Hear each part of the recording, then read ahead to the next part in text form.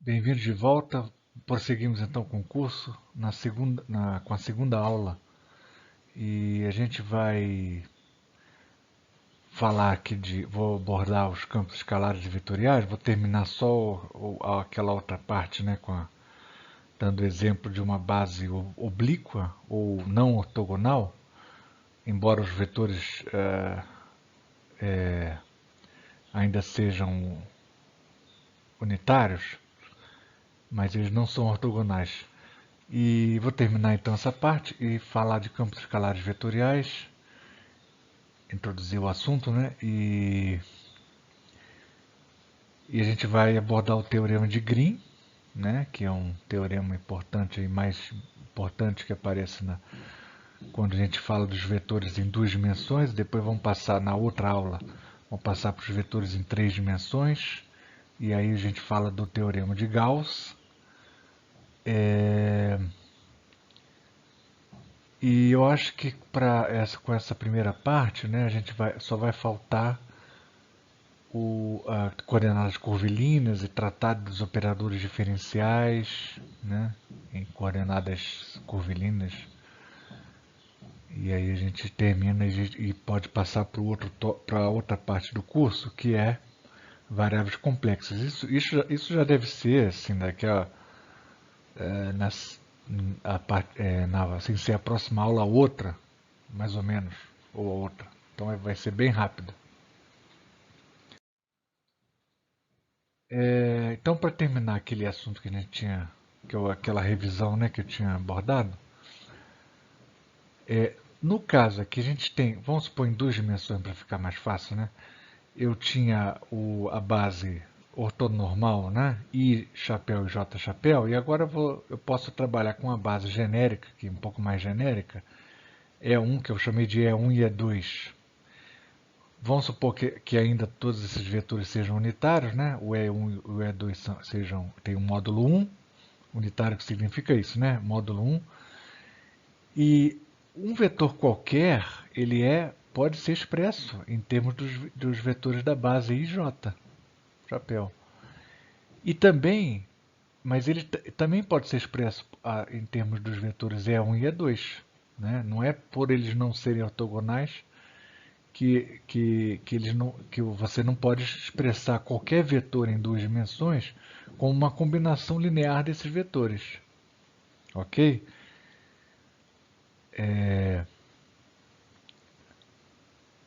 Inclusive, bom, enfim, outro vetor qualquer, né? Também ele vai ter componentes nessa base, nessa nova base aqui, que é uma base que eu poderia chamar de base oblíqua, tá certo? Mas aí o cuidado que se deve tomar, né, quando eu tenho uma base desse tipo, é no produto escalar, né? No produto escalar aqui, ó, quando eu faço produto escalar, aquela, lembra daquela lei, né? Quando eu faço produto escalar de A com B na base I chapéu e J chapéu, como é que a gente faz, né? A gente multiplica o AX vezes o BX mais o AY vezes o BY. Esse é o produto escalar, mas aqui a regra tem que ser diferente. Por quê? Porque você está fazendo produto escalar de A com B, ó. Então você vai ter produto cruzado aqui, ó, termo cruzado, tá certo? Se você abrir isso aqui, você vai chegar nessa expressão. Então tem que tomar muito cuidado, porque você tem essa expressão aqui, ó. E vocês vão ver se dá para ver bem, sentir bem esse problema quando passar para fazer esse exemplo aqui, ó.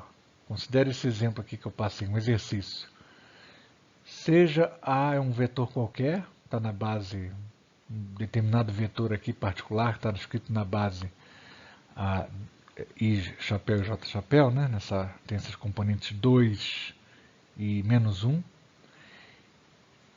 E vamos supor que essa base E1 e E2 é dada por isso aqui, ó.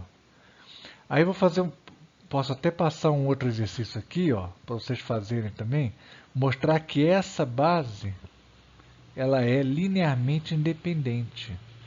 Isso aqui garante que eu posso sempre expressar qualquer vetor em duas dimensões como uma combinação linear desses dois vetores, tá certo? E é a única combinação linear que vai corresponder, uma única combinação linear que corresponde a um determinado vetor. Se eu adotar essa base aqui, como é que eu vou calcular as componentes de A desse vetor aqui nessa nova base? Aí é fácil, como é que eu faço? Eu dou aqui a resposta, né? Eu vou inverter essas duas. Isso aqui é um sistema de equações, né? Você pode escrever o I e o J, chapéu, em termos de E1 e E2, inverter esse sistema aqui. Né? E aí com isso você substitui aqui o I já vai ser o E1, já está pronto, né? E o J vai ser uma combinação de E1 com E2, que você vai tirar daqui, né? Dessa segunda equação aqui. Substitui, aí você vai ver as componentes do A, desse vetor A, na base, nessa outra base. Então, resumindo, né? Enquanto na base I chapéu e J chapéu, ou na base cartesiana, né? Se você quiser dizer assim, você tem o vetor, ele tem componentes 2 e menos 1. Nessa nova base aqui, que não é ortogonal, esse mesmo vetor ele vai ter componentes 3 e menos raiz de 2. Bem diferente, né? Espero que eu não tenha errado aqui, né? Essa é uma conta bem simples. Confiram aí e vê se está certo aqui, né? E outro exercício é você calcular o módulo de A. Olha que se você não vai calcular o módulo de A pegando esse 3 elevado ao quadrado e mais raiz de 2 ao quadrado e tirar a raiz quadrada. Se você fizer isso, você vai estar errando, você vai errar. Por quê? Porque aqui, essas componentes nessa base são componentes numa base que não é ortogonal. Essa base não é ortogonal. Então, é aquele negócio do produto escalar, né? Ele não segue aquela regra que a gente está acostumado. Então, esse exemplo aqui é importante por causa disso, para alertar esse perigo, né? Alertar sobre esse perigo. Como é que é o jeito correto de calcular? Você adota o produto escalar de A com A, né? Você adota o produto escalar modificado, que tem um termo cruzado, aí você vai chegar na resposta certa. Ou, então, você faz aqui direto, né? O módulo do A, ele tem que coincidir com o módulo do A nessas coordenadas aqui J, que aí a gente já conhece. É 2 elevado ao quadrado mais 1 vai dar 5, a resposta raiz de 5. Então tem que tomar cuidado com isso aqui, tá certo? E aí vamos começar a falar de campos escalares e vetoriais. Considera o campo escalar, né? Tanto faz, pode ser em 3 dimensões aqui, né? Ou seja, o campo escalar é uma função de x, y e z. O campo escalar é aquele campo que satisfaz essa simetria aqui, né? Se você mudar de coordenadas, o valor do campo tem que continuar o mesmo. Para que isso aconteça, a função, à medida que eu mudo o ponto, né? Eu mudei as coordenadas, então a função tem que ser alterada para que o valor seja o mesmo. Então, isso aqui é o campo escalar.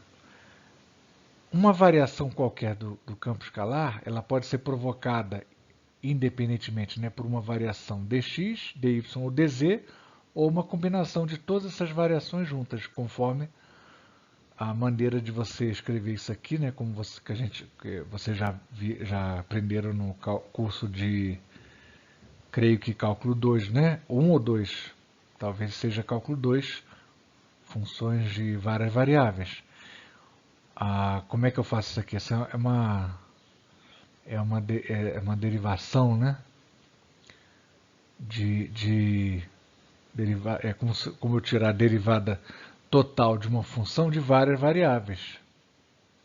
Essa derivada total ela vai ter contribuição nas variações de cada uma das variáveis independentes, né? Independentemente. Ok? Ou então aqui como se fosse uma regra da cadeia, né? E vamos definir aqui a seguinte quantidade, ó. vamos definir aqui o gradiente de φ como sendo, como se eu tivesse um operador diferencial aqui, que quando eu aplico sobre o campo escalar φ, eu vou obter esse objeto aqui, ó. Então você define aqui o gradiente de φ, vai ser um vetor que tem essas componentes aqui. Componente x do gradiente desse vetor que eu defini, que eu chamei de gradiente. A componente x é a derivada parcial, né, de φ em relação a x. Você deriva, então isso aqui é a derivada parcial, todo mundo conhece, né? Você deriva a função mantendo todas as outras variáveis constantes. Deriva em relação a x, né? Mantendo y e z constante. Aqui deriva em relação a y, mantendo x e z constante, por aí vai. Tá certo? Então essa aqui é a definição então, do vetor que eu chamei de gradiente de φ. Aí tem uma interpretação geométrica aqui, né, que a gente dá para esse vetor. Por enquanto eu não estou considerando nenhuma trajetória, isso genericamente é uma função que para todo o campo φ diferenciável, né, o que tem a derivada, eu posso extrair essa quantidade daqui, definir o gradiente, escrever o gradiente de φ. Voltando aqui para essa expressão daqui, tá vendo? Quando eu calculo aqui, quando eu divido isso aqui tudo por... Ah, não divido nada não. Isso aqui, ó, você pode ver isso aqui como produto escalar dessas duas quantidades. Ó. Pega esse vetor, calcula o produto escalar entre esse vetor e o vetor dr, sendo que esse dr tem essa cara aqui, né? O dr é um deslocamento genérico que tem componentes dx, dy, dz. Tá certo? Calcula, é um bom exercício para vocês apertar o pause e fazer esse exercício aqui. Ó. Você pega esse vetor aqui, calcula o produto escalar entre esse vetor, que está definido aqui, que é o gradiente, e o vetor dr. Vocês vão encontrar exatamente essa expressão daqui. Tá certo? Portanto, conclusão, o dφ, a variação total do campo escalar, né, é dada por esse produto escalar aqui, do gradiente com dr. É por isso daí que vem uma interpretação geométrica que às vezes é muito útil, né, para o gradiente. Imagina que eu tenho uma variação determinada aqui de coordenadas dr, tal que eu tenho esse dr. É um vetor qualquer que está orientado no espaço, né? Se essa variação aqui, ó, estiver na mesma direção e sentido que o gradiente, esse produto escalar aqui vai ser máximo. Porque lembra que o produto escalar é o módulo de um vetor vezes o módulo de outro, vezes o cosseno do ângulo entre eles. Se o ângulo entre eles for zero, você vai ter o produto escalar máximo. Ou seja, se o dr estiver no mesmo sentido que o gradiente, essa variação, a variação que sofre o dφ, vai ser máxima. Tá certo? Portanto, está aí, ó. O gradiente, ele indica o sentido e a direção, né? Indica o sentido para o qual a variação sofrida pelo campo vai ser máxima. Tá certo? Agora a gente vai considerar aqui uma trajetória em 3D, tal que aqui você tem a equação paramétrica de uma trajetória, um parâmetro S, não pode confundir isso aqui com 5, isso aqui é um S, eu poderia chamar isso aqui de T, por exemplo, até seria melhor, mas em geral a gente chama de um parâmetro S. Equação paramétrica de uma curva em 3 dimensões, isso aqui, tá certo? Esse objeto, se eu dividir isso aqui por ds, ó, eu vou obter o quê? Ó? Quando eu divido o dr, tá aqui, ó, o dr por ds, se o ds for o tempo, for dt, se o s for o tempo, aí aqui eu até me adiantei aqui, né? Isso aqui vai até coincidir com a velocidade. dr sobre dt é a velocidade. Isso aqui é uma velocidade genérica, né? Aqui não é bem a velocidade, mas seria a velocidade se o s fosse o t, não é isso? Fosse o tempo. Se o parâmetro s fosse o tempo. Tá certo? Então eu teria aqui o produto escalar do gradiente com a velocidade. Tá certo? Isso aqui vai me dar a derivada direcional, que seria uma derivada numa direção definida aqui por essa velocidade, direção do movimento, no caso, né? Então, qual é a derivada de φ em relação a um parâmetro qualquer que vai, né, ds, tempo, por exemplo, na direção de uma curva, no caso aqui, essa curva aqui, vai ser isso aqui, essa é a resposta, tá certo? Essa aqui vai ser a resposta. Ok? Ok, então, vou... Bom, a gente viu que então é fácil, né? Se um campo escalar for diferenciável, você pode tomar o gradiente, mas o inverso também não é necessariamente não é sempre verdade, né? Ou seja, nem todo campo vetorial ele é o gradiente de um escalar, tá certo? Mas vamos supor que seja, vamos supor que a gente tem aqui um campo vetorial U, que eu chamei de U, e que ele é um gradiente, vamos supor. Nesse caso, se eu for calcular essa integral de caminho aqui, isso aqui é uma integral. Você pega um ponto P1 e vai até um ponto P2, seguindo por um caminho específico, e em cada parte do caminho eu tenho aqui como calcular o U, que o U é um campo vetorial, em cada ponto existe um determinado U, tá certo? Com uma direção e sentido. Eu calculo o produto escalar desse vetor U com o deslocamento infinitesimal dr ao longo da curva. Suponho que está ao longo da curva esse dr. É sempre tangente, né? Por isso que a velocidade é tangente à trajetória, né? E aí eu calculo esse produto escalar e somo tudo. Aí eu vou ter essa integral de caminho, tá certo? E se o U ele for um gradiente, né? Ou de uma outra maneira, você pode dizer que o U é um campo potencial, né? Isso tem a ver, vem lá do conceito de força, né? Se a força é menos o gradiente de uma função energia potencial, aqui no caso não tem sinal de menos, mas aí é a maneira como eu defino aqui, tá? Tanto faz, né? Como eu defino aqui o meu potencial, ou o φ, o campo escalar φ. Se o é o gradiente de potencial, de um gradiente de uma função φ, então eu posso escrever essa integral dessa maneira. Ó. Vai do ponto P1 até o ponto P2. Mas isso aqui a gente já viu na transparência anterior, no slide anterior, nós vimos que isso aqui corresponde ao quê? Corresponde à variação total, derivada total de φ. Ora, integral com derivada total de φ é o próprio φ, tomado nos pontos P1 e P2.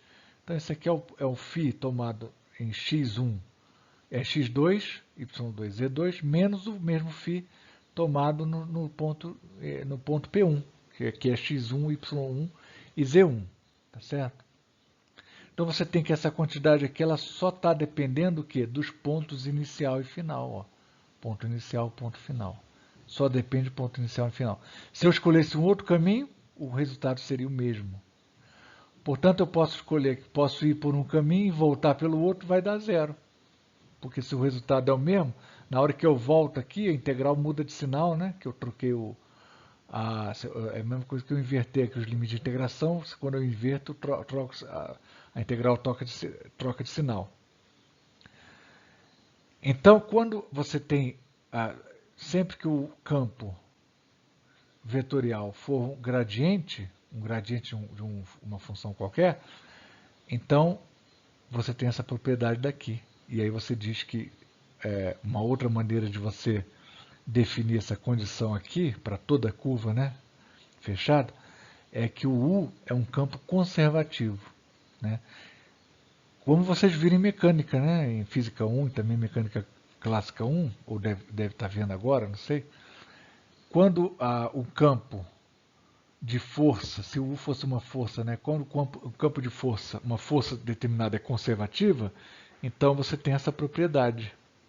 Você pode definir uma função tal que essa integral de caminho ela só vai depender da variação dessa função. Tá certo? Ou seja, o trabalho de uma força só vai depender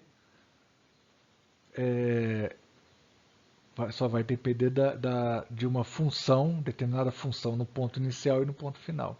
Então essa função estaria relacionada à função energia potencial, que está associada a essa força, tá certo? E aí vamos ver aqui a outra parte aqui do conteúdo para essa semana, que seria, vamos considerar aqui campos vetoriais no plano e o teorema de Green, né? Vamos considerar isso que eu falei aqui, ó, uma integral, mas só que agora fechada, numa curva fechada, só que no plano. A gente vai considerar uma integral de caminho no plano, tá certo? E a gente considera isso aqui, ó. Vamos considerar isso aqui. Aí tem um teorema aqui, que é o teorema de Green, que ele nem... Esse aqui é um caso particular, né, do teorema, que a gente pode aplicar, é uma possível aplicação particular do teorema, mas o teorema é até um pouco mais geral.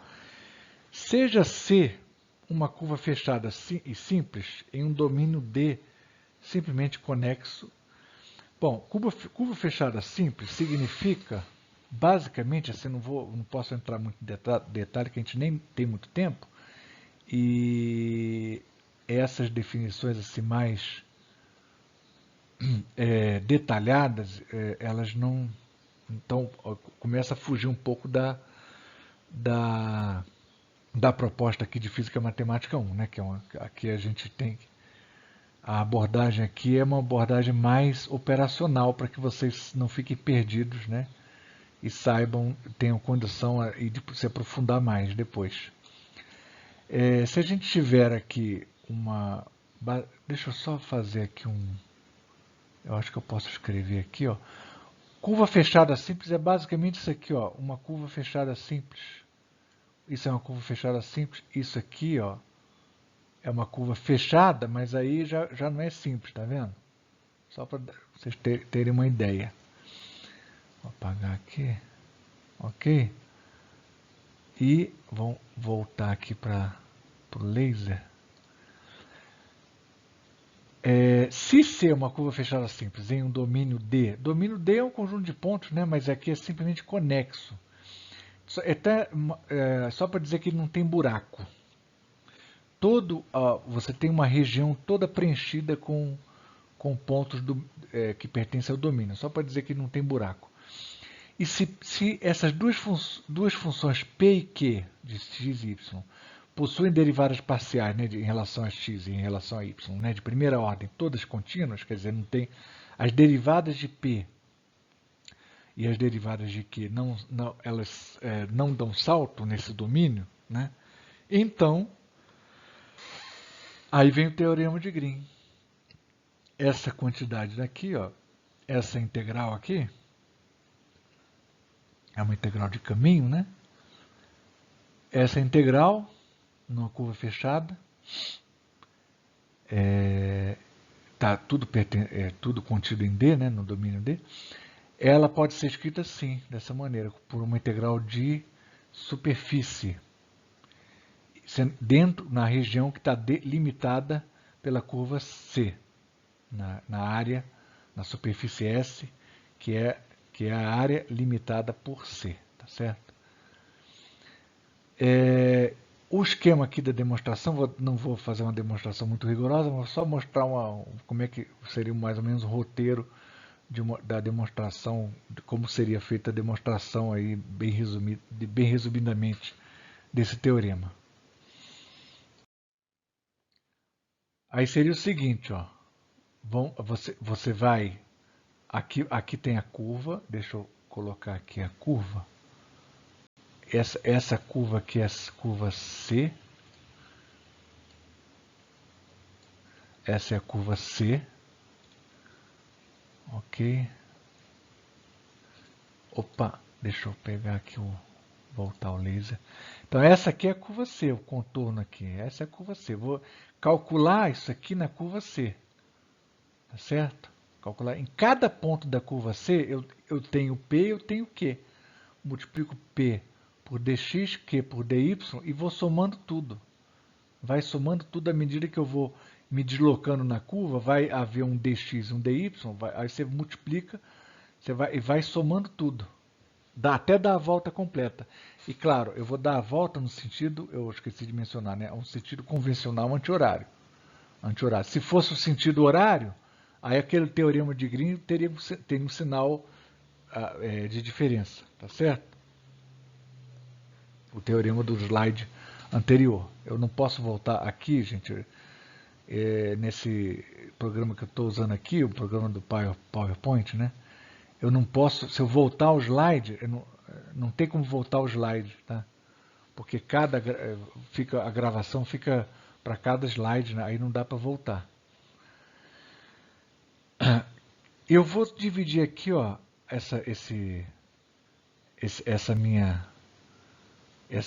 minha área que está delimitada aqui pela curva C, eu divido em várias áreas retangulares, ó, tá vendo?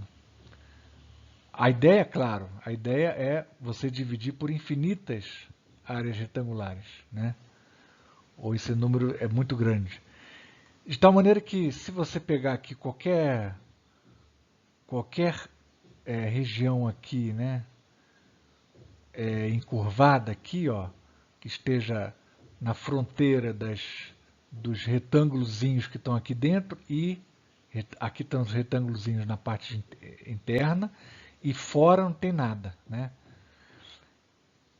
Se você pegar aqui um trecho aqui, por que esse trecho aqui está reto? Porque eu estou pegando uma lupa, super lupa, e eu fiz muitos retângulozinhos, retângulos minúsculos, de tal maneira que todas essas áreas aqui, ó, essas regiões aqui sombreadas, se eu somar, o número desses retângulos é tão grande que a soma dessas áreas sombreadas, em toda, dando a volta aqui, ainda vai ser muito pequena. Tá certo? Por isso que não vai ter, que o erro vai ser praticamente zero no final das contas, né?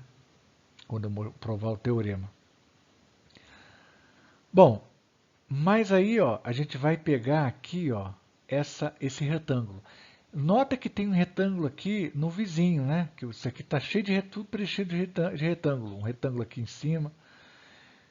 Quando você calcula isso aqui, ó, tá vendo? Você vai calcular, vou calcular isso aqui, esse primeiro termo aqui, só que com índice K, ou seja, eu estou centrado aqui, estou considerando isso aqui nessa variável. Quando eu passar nesse K, passar para um outro retângulo, o outro retângulo aqui no vizinho, né? Quando eu for calcular aqui, ó, deixa eu só anotar aqui, ó. Aqui vai ser difícil, porque é difícil aqui o sentido da integração, né? O sentido da integração, isso é importante, ó. O sentido da integração, tá vendo? O sentido da integração anti-horário. Sentido da integração, ó. Anti-horário. Na hora que eu pegar esse outro retângulo vizinho, eu vou fazer a integração no sentido anti-horário também, ó.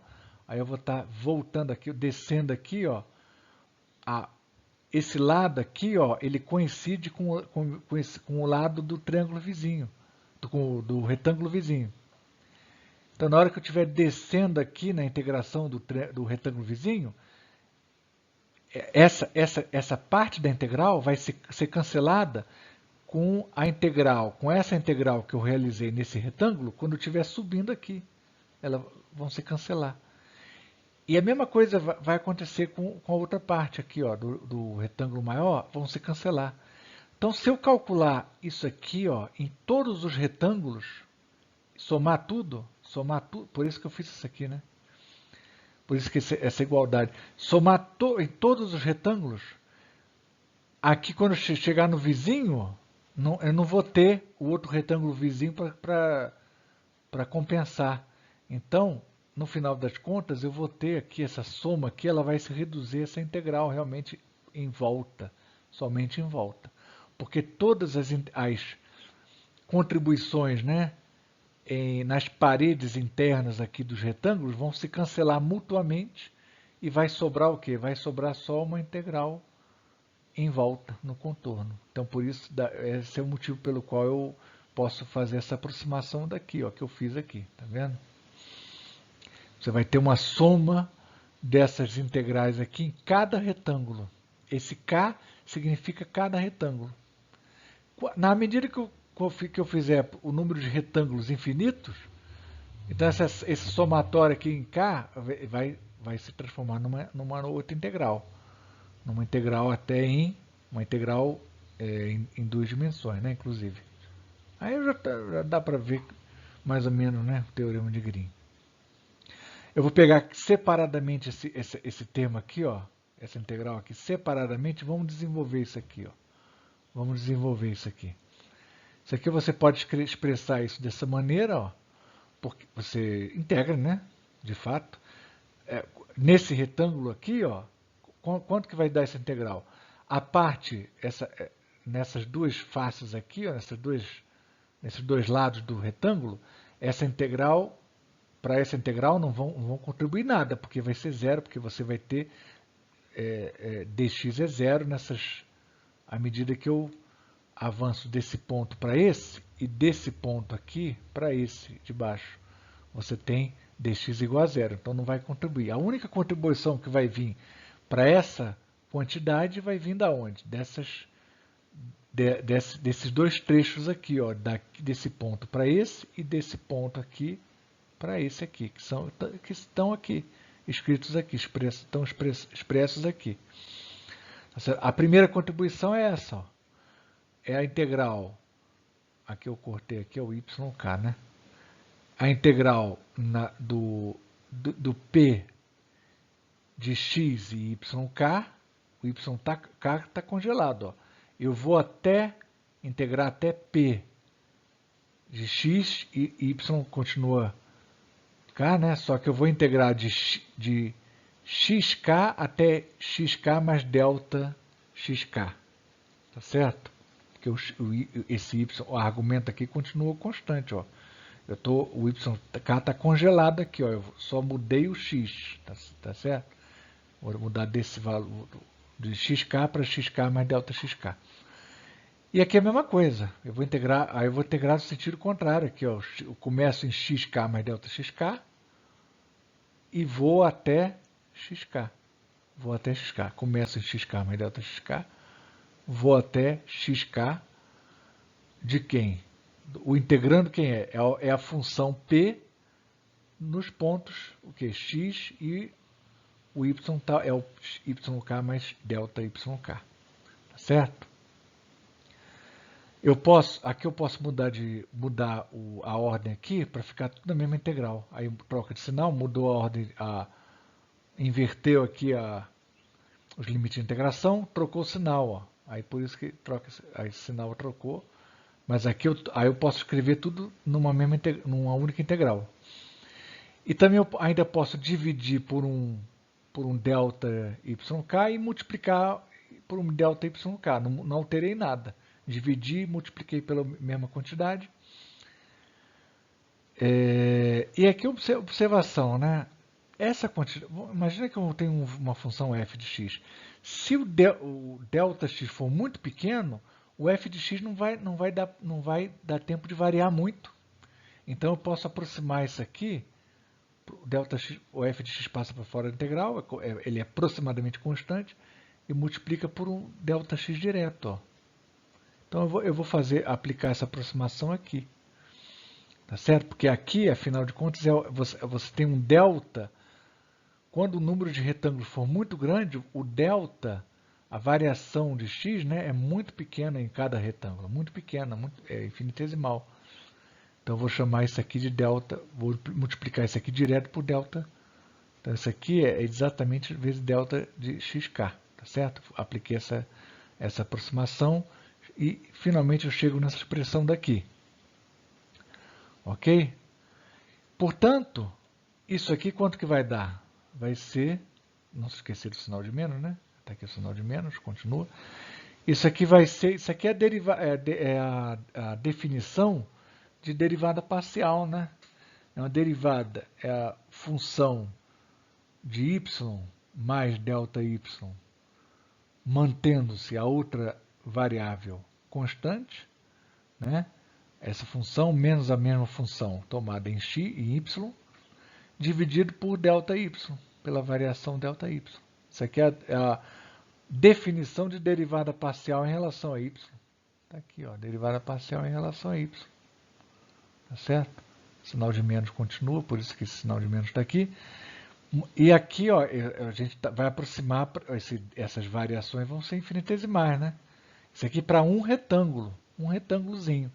No caso do limite, quando o número de retângulos é infinito, esse somatório ele vai se aproximar de uma integral em x e y. Tá certo? Aí você vai ter isso aqui, ó. Você pode escrever isso aqui e depois passar o somatório passar para a integral. Então, esse aqui é um pedaço da demonstração. O outro pedaço é fazer o mesmo raciocínio com outro termo aqui, com esse outro termo. Aí, finalmente, eu vou chegar. Eu posso até passar o exercício aqui, né? Então, nós acabamos de mostrar que essa quantidade aqui, ó, é essa quantidade, né? E agora eu passo um exercício aqui, ó, mostro que essa, mesmo raciocínio, repetir o nosso raciocínio, mostrar que isso aqui, ó, vai dar exatamente isso. Consequentemente, a gente reúne esses dois resultados, ó, e a gente pode escrever, então, finalmente, que essa integral aqui fechada, ela vai corresponder, aqui eu esqueci de falar, de assinalar o círculo, né, que designa integral fechada, vai corresponder a isso aqui. Tá certo? Vai corresponder a isso aqui. Você reúne os resultados e você vai, finalmente, por aí você demonstra o teorema de Green. Observe o seguinte, observe que a gente pode identificar o P e o Q, como eu tinha feito no slide anterior, né? Se o P for a componente x de um determinado vetor e o Q for a componente y do mesmo vetor, então eu posso aplicar o teorema de Green, ele vai ser escrito dessa maneira aqui, ó. Dessa maneira aqui, ó, essa integral de caminho, ela simplesmente a integral de caminho de U, né, seria a circulação do campo U, né, na curva C, e aplicando o teorema de Green, o que a gente obtém? Vai ser aplicação direta, né? Derivada de P de Q em relação a derivada de Q em relação a x, que é o Q aqui? O Q é o y. Derivada de y em relação a x menos derivada que seria P em relação a y. Aqui, no caso, é ux. Note que isso aqui, se o vetor u, se você olhasse ele como se ele tivesse ele mora todo no plano, né? Então esse aqui é como se fosse o módulo do rotacional de U, tá vendo? Calcula o rotacional de U. O módulo dele seria esse, porque seria um vetor que está na direção Z, não é isso? Esse aqui seria o módulo do rotacional de U. Se você considerasse aí a dimensão Z, né? A dimensão Z. Essas aspas aqui, na verdade, isso aqui seria exato se realmente você tivesse 3 dimensões e o vetor U ele só tem componentes x e y. Aí realmente essa quantidade aqui ela coincide exatamente com o módulo do rotacional de U. Então a gente vê que se o rotacional de U, desse vetor aqui, em 2 dimensões, for zero, nesse domínio D, né, ou seja, se o campo for irrotacional, é o que eu chamo, né, é o nome dessa propriedade, se o campo for irrotacional em D, então você está falando de um campo que é conservativo. Você vai estar falando de um campo que é conservativo. Ok?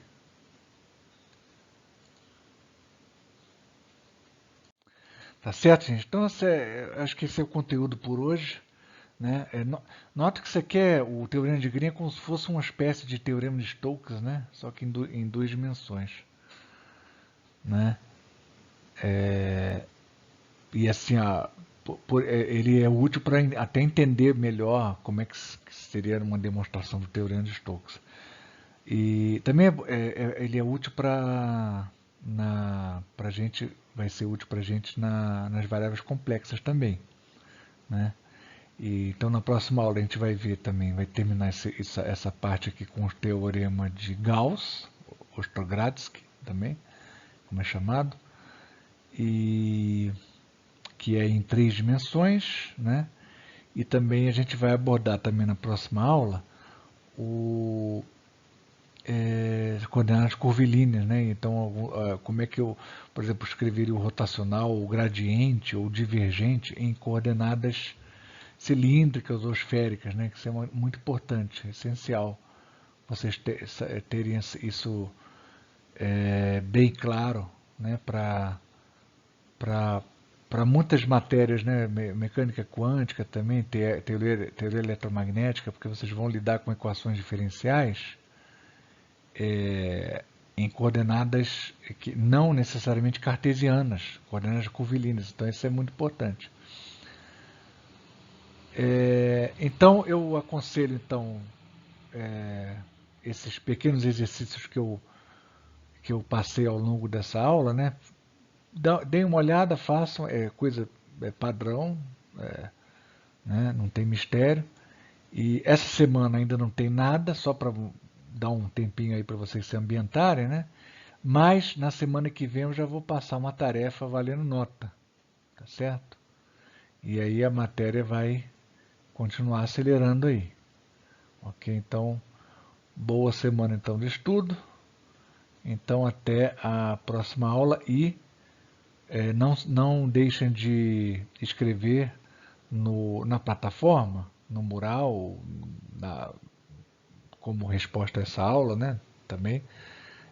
Se vocês não se esqueçam de escrever suas dúvidas, né?